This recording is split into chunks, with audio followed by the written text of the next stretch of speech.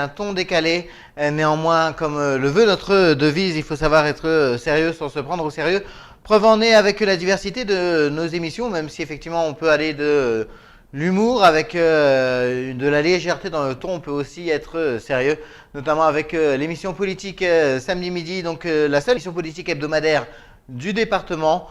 L'occasion aussi d'avoir un ton franc, direct avec nos invités, donc sélection de ces moments. Avis sur le retour de Nicolas Sarkozy. Tous les Français ont un avis sur le retour de Nicolas Sarkozy. Alors, ça serait très étonnant que vous n'en ayez pas. Non, franchement, je suis pas là pour. J'ai pas d'avis sur le retour de Nicolas Sarkozy, comme j'aurais pas d'avis sur qui sera le président du PS ou secrétaire national du PS. Ce sont pas mes affaires, je me concentre sur l'UDI. Sarkozy revient. S'il y arrive, tant mieux pour lui. S'il y arrive pas, tant pis pour lui. J'ai une question tout de suite. Est-ce qu'au niveau de l'UDI, il existe des formations langue de bois ? Non, on n'a pas de formation. Il y a des formations pour les élus. Vous pourriez vous proposer, à mon avis, comme formateur.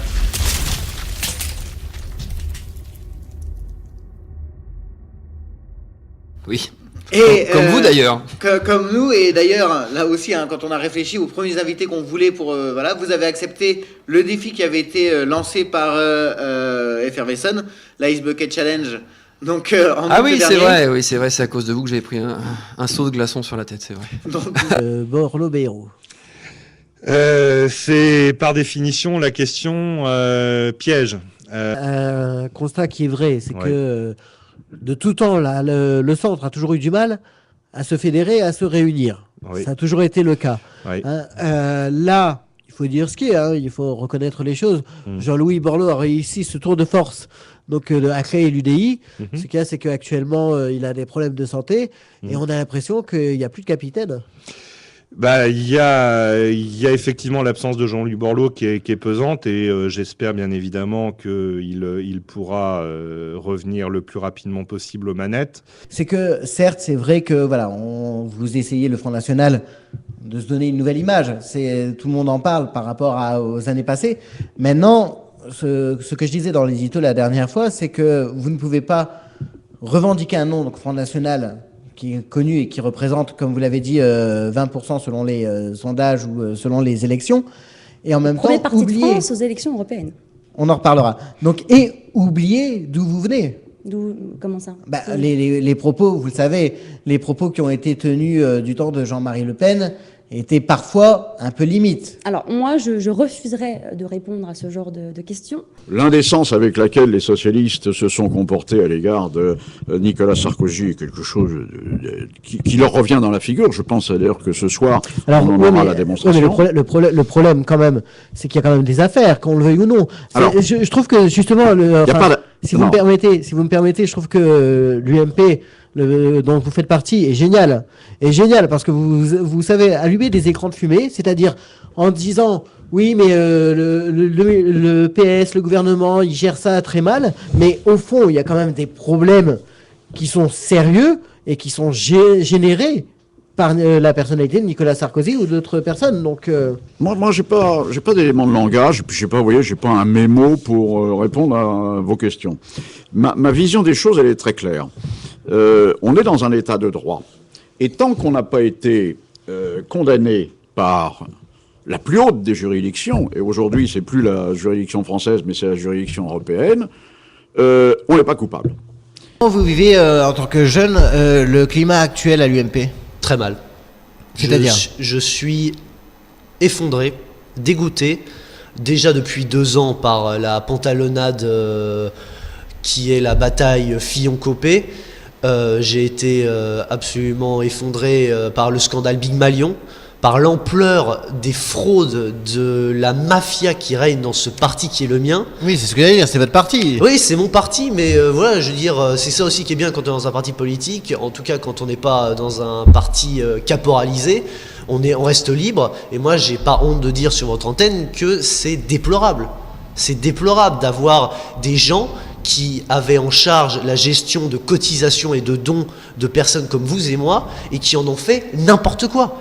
Est-ce que justement, c'est pas dans la tempête qu'on doit être solidaire de son parti ? Écoutez, adhérent depuis 20 ans au Parti Socialiste, désormais, on va dire, plus homme de parti, mais homme libre de gauche depuis quelque temps, l'unité, en tout cas, a été souvent un argument pour étouffer les promesses électorales. Donc, il est devenu secrétaire d'État et le suppléant de Monsieur Mandon, Monsieur Colas, est devenu député, deviendra député le 1er juillet, puisque je crois que c'est là que ça se fait.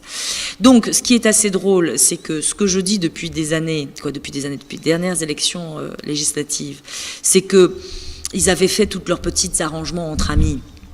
Et que pour eux, alors ils nous sortent tout le temps les femmes, la parité, etc., etc. Ils avaient quand même 3 circonscriptions en Essonne qui étaient homme-homme. Hein, je fais pas de mauvais jeu de mots, mais le mariage pour tous, ils l'avaient déjà fait. C'est aujourd'hui la marche des fiertés. Je sais, c'est pour ça que je le dis.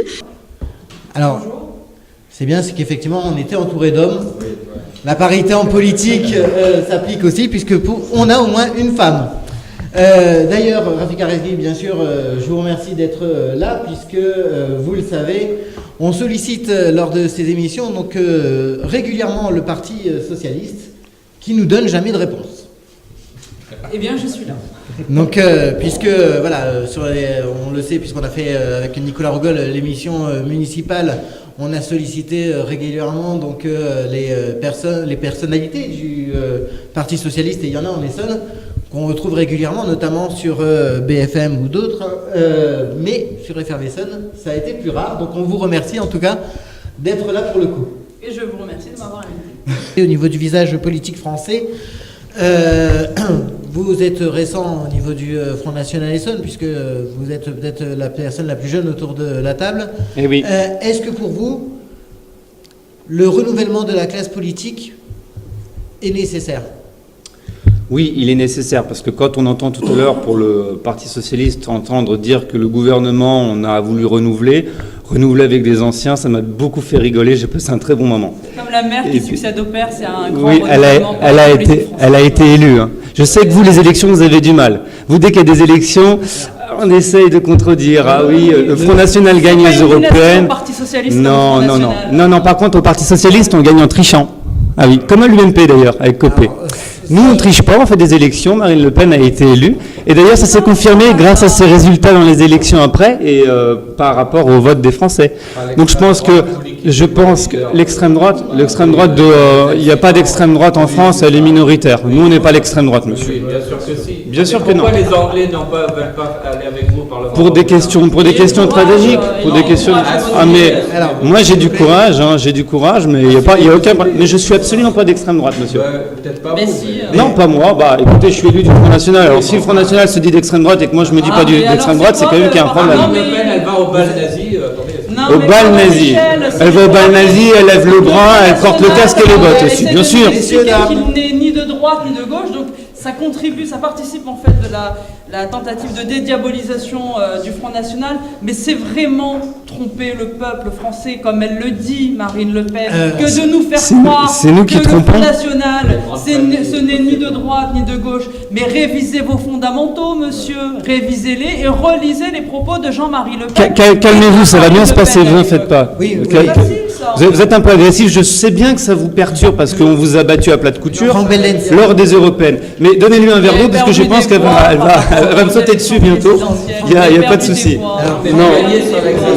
Ok, alors on arrive donc à de la gauche, puisque lundi, donc jour du meeting de Nicolas Sarkozy, on a eu une polémique avec Jérôme Guedj qui a tenu des propos. Qu'est-ce que vous en pensez ? Jérôme Guedj, de toute façon, est sur la défensive, il a peur et il sent que sa tête va sauter. Donc voilà, c'est tout ce que j'ai à dire. Il a l'attitude qui va avec.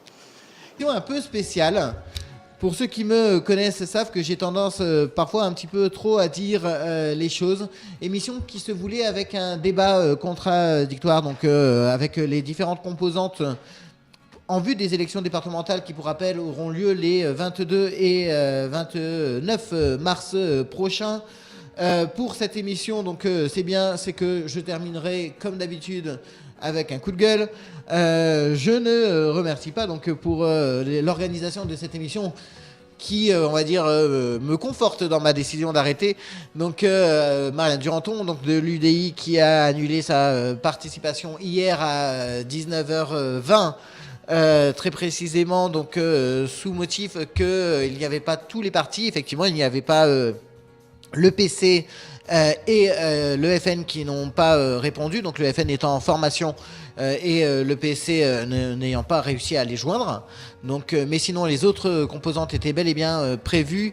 Donc je ne remercie pas non plus également bien sûr Dominique Écharou, conseiller général et candidat sur le canton de Dourdan, qui également, donc, de concert avec l'UDI, ne participe pas. Je ne remercie pas Jacques Lebigre, donc secrétaire départemental de l'UMP Essonne, qui devait me répondre suite à des échanges qu'on avait entre nous et qui, depuis mardi, ne donne strictement aucun signe. Et je ne remercie pas donc Jérôme Guedj, président du Conseil général, qui a annulé sa participation il y a exactement 5 minutes. Donc l'émission s'intéressera donc principalement à notre invité qui a accepté d'être là, et on l'en remercie pour le coup. Donc Laurent Jacobelli. Bonjour. Donc Laurent Jacobelli, donc de Debout la France. Tout vous à êtes fait. Secrétaire général adjoint. Exactement. Donc de Debout la France d'une manière. Oui, du parti en général au niveau national. Du parti général national. Donc on. C'est Sonien dans ce triste choix qui est un PS qui n'a pas réussi, une droite et un centre avec des leaders qui sont quand même sous le regard de la justice, et ça pose un problème. Qu'est-ce qu'il leur reste? Le Front National, moi je m'y résous pas. Vous parlez de présomption d'innocence. Étonné ensuite qu'on ait des politiques qui nous plaisent pas sur le terrain, on doit faire un choix. Et puis deuxièmement, s'ils ont un message à faire passer, s'ils ont un message à faire passer à l'ensemble de la classe politique, mais qu'ils aillent voter. Ils peuvent même voter blanc, parce qu'aujourd'hui, on compte les bulletins blancs. Donc ça, c'est un choix qu'on a fait nous au centre, de dire il faut compter les bulletins blancs. Donc ils peuvent même compter blanc. Mais le principal, c'est qu'ils s'expriment, parce que c'est quand même c'est un devoir de participer à la vie citoyenne, c'est un devoir d'aller voter. C'est plus qu'un droit, c'est un devoir. Effectivement.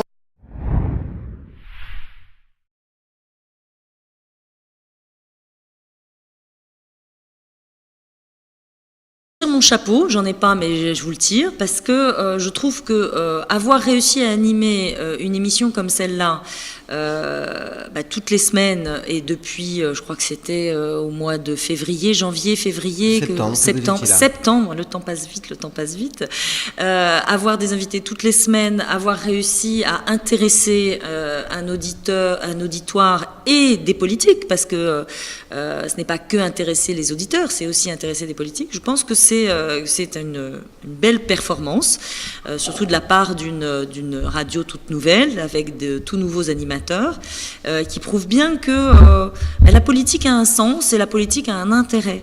Je pense qu'il ne faut pas que nous, élus locaux, on baisse les bras en disant il y a une abstention énorme, les gens ne s'intéressent plus à la politique. Il faut qu'on montre qu'on est présent, et que justement, parce qu'on est présent, parce qu'on a des choses à dire, parce qu'on a des choses à défendre, parce qu'on est dans le débat, eh bien, on peut intéresser les gens et les ramener aux urnes, les ramener au vote, les ramener à la participation citoyenne, et pas seulement de la discussion, mais vraiment de l'intérêt pour la politique au sens noble du terme. Et comme je pense que vous allez aborder quelques sujets qui nous fâchent un petit peu en ce moment, voilà, je pense que la politique, pour 99,9% des élus, c'est quelque chose de noble, c'est un engagement, c'est un temps qu'on prend sur notre temps personnel pour les autres, pour l'intérêt général, et que ça vaut justement une émission, et ça vaut tout le respect qu'on peut avoir pour l'engagement, quel qu'il soit bénévole, associatif, qu'il soit politique, qu'il soit l'engagement en général. Dire qu'il est normal qu'on essaye de vous aider. On a quand même un véritable problème avec les médias locaux depuis pas mal d'années. La disparition de Téléson en est un signe fort, et donc si nous, les élus, nous accueillons pas des structures comme les vôtres, je veux dire une web TV, radio, qui fonctionne qu'avec des bénévoles, souvent grâce à vous d'ailleurs, à titre personnel, si on vous donne pas un petit coup de main, une presse locale n'a pas de beau jour devant elle, donc c'est la moindre des choses. On essaye à